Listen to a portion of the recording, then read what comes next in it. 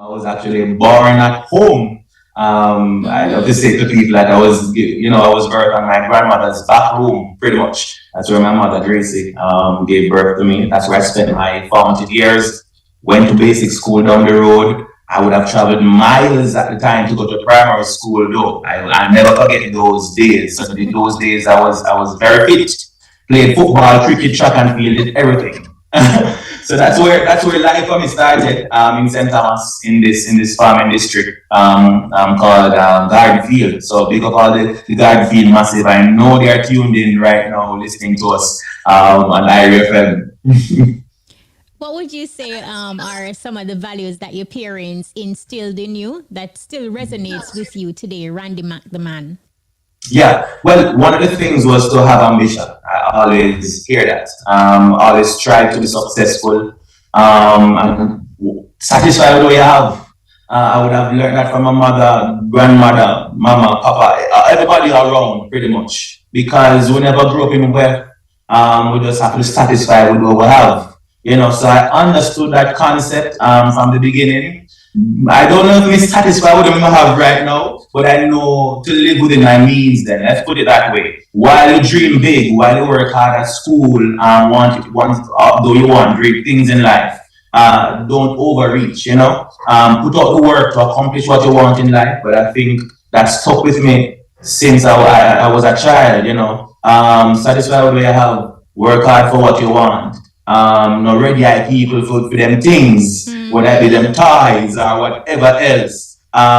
So I learned that concept from early as a God-fearing young man as well, to always believe I can accomplish all things through Christ who strengthens me. So we back up the hard work from a longer time with trust and hope and faith. And I've brought those values with me throughout life. Another thing I'd say, Kishima, is my Mm-hmm. family is always reaching out and always helping others. My mother, mama, you hear me talk about mama a lot, but when it comes on to helping people in the community, whether it be food, whether it be a space to rest your head, you understand how country grandmother and country settings stay. Everybody Mm-hmm. pass through the family house, and when I say everybody, I mean everybody. You'd find some of the best cooks in my side of the world in St. Thomas. So big up everybody I got to be. So how you care about people, the point I'm making here is how we care for others, right?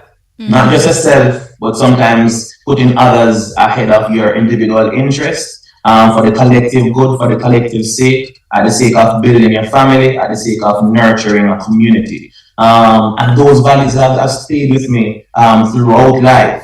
Have ambition, satisfy with what you have, care for people, work hard.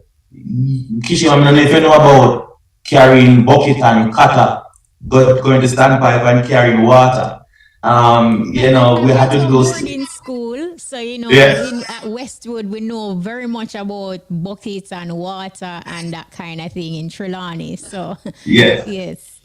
Okay, so how to fly that life. Yeah, yeah, I mean, I had to do that almost every morning, before going to school. I mean, in St. Thomas, in my time at least, I don't know if it stays or no, but enough times I'm going to chat my business a little on radio. But enough times water would be splashing heavily in the bathroom and I know water now touch your back, right? Back dry. Foot well Yes. wet and everywhere it's well wet. But those are some of the things that looking back, you remember these And moments. Uh-huh. solid values, Randy. But as children, sometimes our parents can detect from an early age, our interests and what it is we're going to venture in as we get older. Right. Were your parents able to identify that? And as a child, what were some of your interests? What you wanted to Yeah. pursue? Yeah. I don't think they could have predicted accurately what I would have done or be doing now Mm-hmm. because I was one of those enough children in primary school in particular.